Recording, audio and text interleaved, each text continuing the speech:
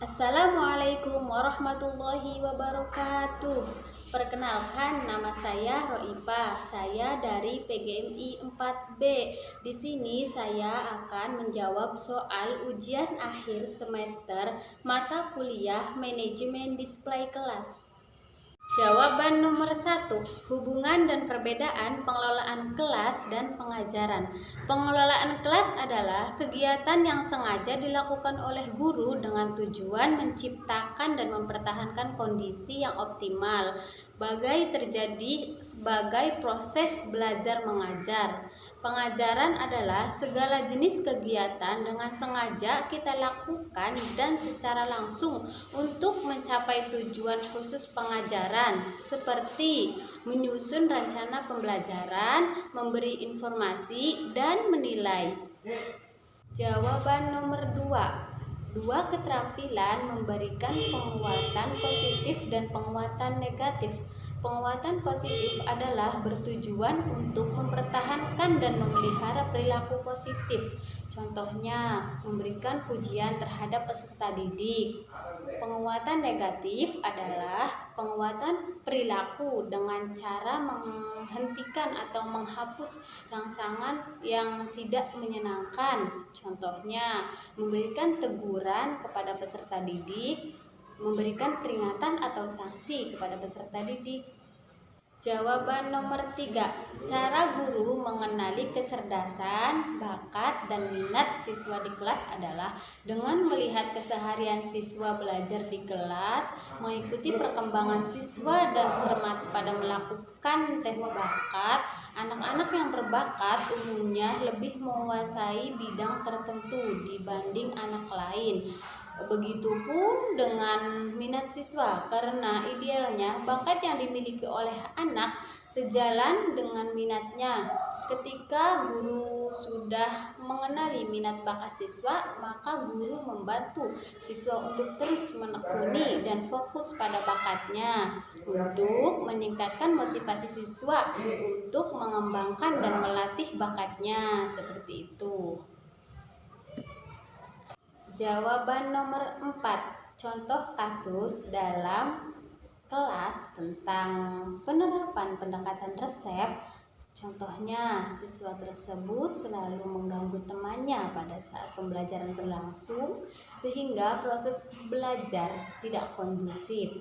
Jangan sekali-kali seorang guru mengencangkan suara pada saat memperingati siswa tersebut. Jadi cara penyelesaiannya itu dengan menegurnya dengan suara yang lembut. Jika sudah diperingati dengan baik tapi tidak berubah juga, solusinya diajak ngobrol, cari tahu apa yang siswa tersebut inginkan, dan memberikan motivasi terhadap peserta itu dengan cara 4 mata terhadap peserta didik ya. Jawaban nomor 5. Cara saya menghadapi siswa yang hiperaktif dan pendiam. Sebaiknya dengan mengatasi siswa yang pendiam, pertama, guru harus mengajak ngobrol. Yang kedua, harus menggabungkan anak yang aktif dan pendiam supaya adanya interaksi antara teman siswa yang aktif dan pendiam. Yang ketiga, guru memberikan pertanyaan kepada siswa yang pendiam supaya siswa tersebut aktif. Yang keempat adalah terakhir, memberikan motivasi terhadap siswa yang pendiam tersebut. Yang keduanya dengan mengatasi siswa hiperaktif. Sebaiknya siswa hiperaktif itu tidak duduk di samping jendela, karena dengan jendela terbuka dan di luar kelas yang terlihat melalui jendela bisa memecahkan konsentrasi siswa. Kedua, posisikan tempat duduk siswa hiperaktif itu dekatkan dengan posisi dekat dengan meja guru.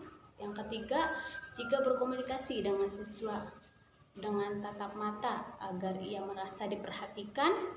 Yang keempat, ketika guru sedang menjelaskan materi sementara siswa itu berbicara sendiri, maka tepuklah punggung pada siswa yang hiperaktif itu. Jawaban nomor 6.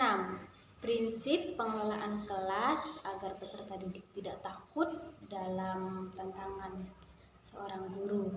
Sebaiknya seorang guru harus dapat membuat suasana semenarik mungkin dan menyenangkan sesuai kemampuan dan apa yang dipelajari.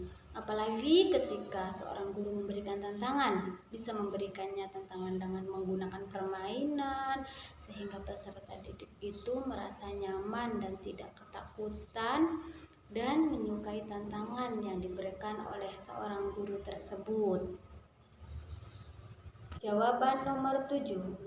Jika ada salah satu siswa yang mempunyai penyakit tidak wajar seperti penyakit kulit yang membuat anak-anak pun merasa tidak nyaman dengan baunya yang terlalu menyengat, sebaiknya menurut saya itu dengan belajar di ruang kelas, di halaman kelas, di lapangan atau di taman, bukan di dalam kelas. Kenapa? Kalau misalkan di luar kelas itu bau pun tidak menyengat seperti di dalam kelas. Itu solusinya untuk agar belajar pun nyaman dan anak-anak pun lebih menyukai pelajarannya seperti itu. Jawaban nomor 8 ya.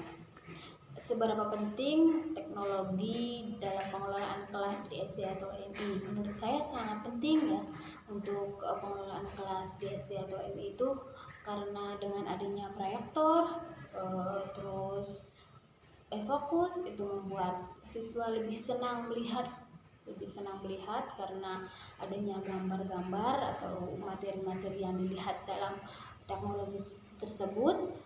Juga bukan hanya peserta didik, guru pun juga lebih mudah untuk mempermatangkan materinya terlebih dahulu seperti itu.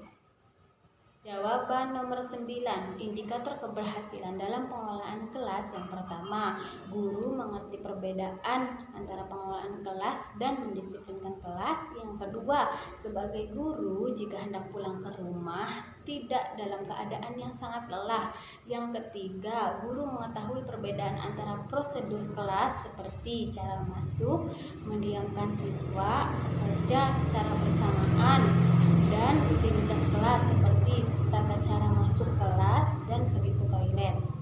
Yang keempat, guru melakukan pengelolaan kelas dengan menorganisir prosedur-prosedur. Yang kelima, guru tidak mendisiplinkan siswa dengan ancaman-ancaman. Jawaban nomor 10. Dengan kondisi seperti ini, bagaimana cara guru melakukan tindakan-tindakan cara pembelajarannya? Menurut saya, yang saya lihat ya, seorang guru pun itu memberikan latihan, memberikan buku kepada peserta didik yang di rumah agar belajar di rumah saja. Dan ketika ada proses ulangan itu peserta didik itu mengambil soal yang ada di guru tersebut pada sekolahan, terus berlanjut dikerjakan di rumahnya masing-masing dengan orang tuanya. Sekian jawaban saya yang saya ketahui. Mohon maaf apabila banyak kekurangan. Wassalamualaikum warahmatullahi wabarakatuh.